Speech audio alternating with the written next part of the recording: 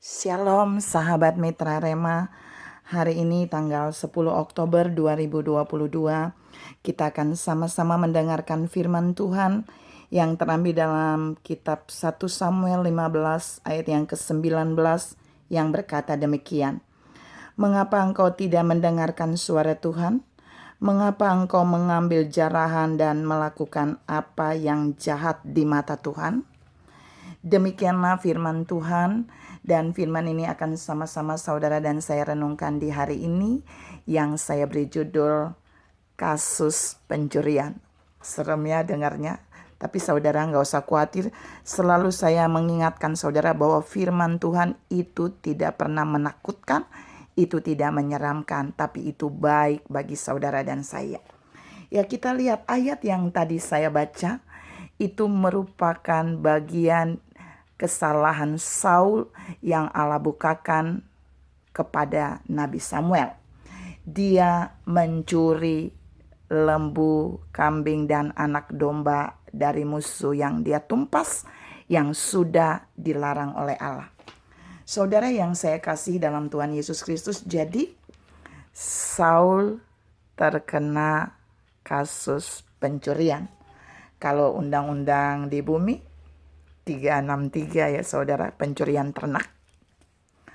Kalau undang-undang di dalam Alkitab, Keluaran 20 ayat 15 dan ayat 17. Di ayat 17 itu ditegaskan Tuhan, kita tidak boleh menginginkan istri orang, suami orang, yang punya orang, termasuk ternak.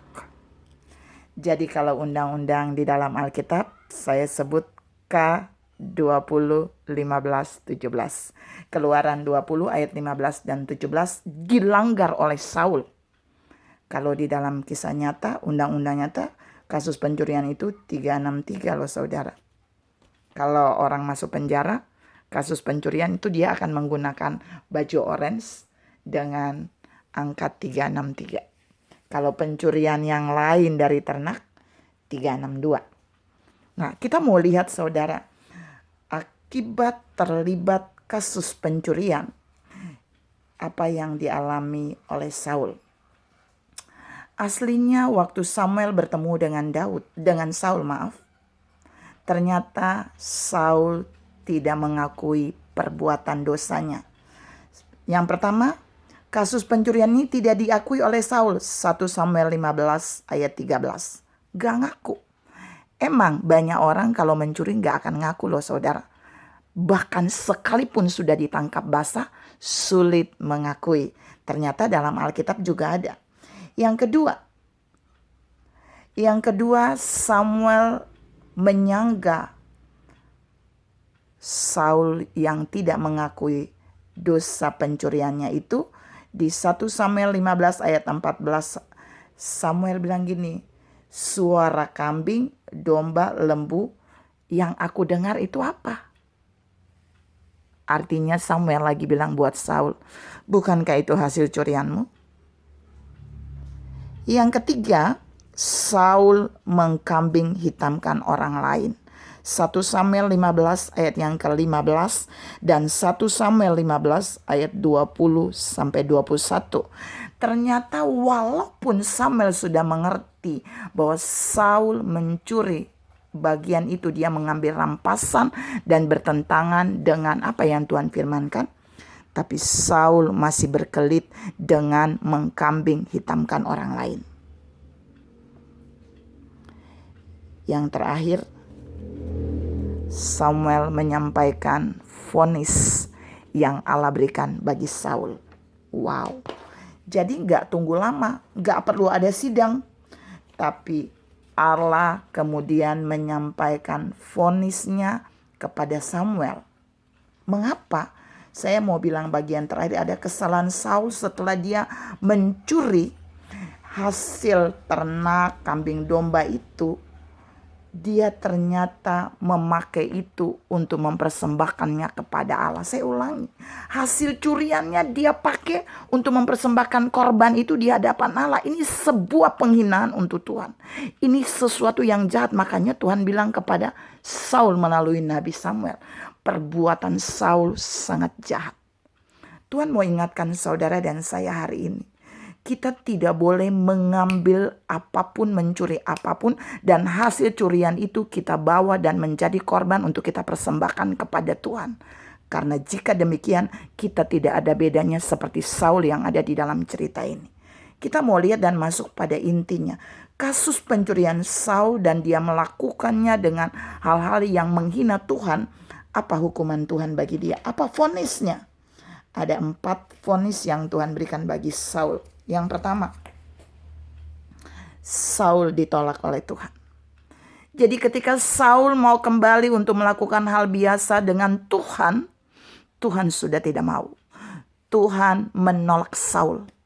Ingat, kasusnya cuma pencurian loh saudara. Tapi apa yang Saul lakukan itu bagi Allah sangat jahat. Apalagi tidak diakui tapi malah mengkambing hitamkan orang lain.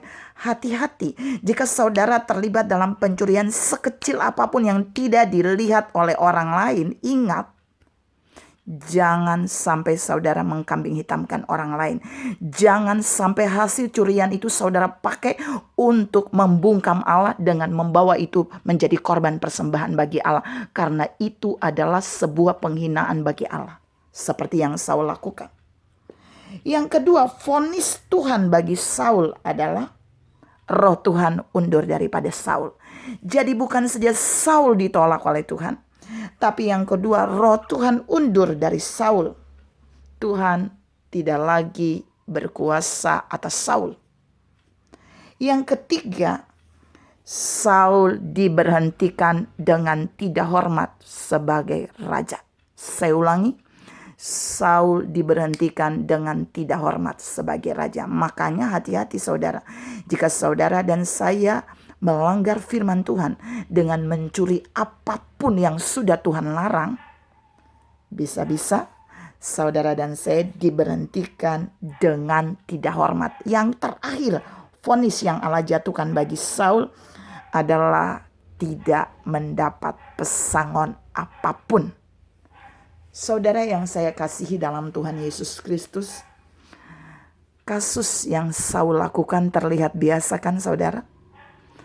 Tapi bagi Allah suatu pencurian, apalagi hasil curiannya itu dia pakai untuk membawa korban persembahan kepada Allah, itu sebuah kejahatan. Dan kemudian Allah memvonis 4 hukuman ini bagi Saul. Tuhan mau mengingatkan saudara dan saya hari ini bahwa mari kita belajar dari kesalahan Saul untuk kita jangan melakukan. Sekecil apapun dosa pencurian saudara dan saya, Allah pasti bisa memvonis saudara dan saya seperti dia memvonis Saul. Perhatikan, waktu Allah memvonis Saul, Allah bertindak sebagai hakim yang adil. Ingat, di tahun Ibrani ini, saya sering sudah mengulang ini beberapa kali buat saudara. Allah datang sebagai hakim dan penghakiman itu dimulai dari rumah Tuhan. Itu berarti dia melakukan pemberesan di dalam rumah Tuhan, di mana setiap umat Tuhan akan dibereskan dosa-dosanya supaya Tuhan mau memulihkan rumah Tuhan bagi kemuliaannya. Tuhan memberkati saudara berlimpah. Salam tidak melakukan kasus pencurian. Amin.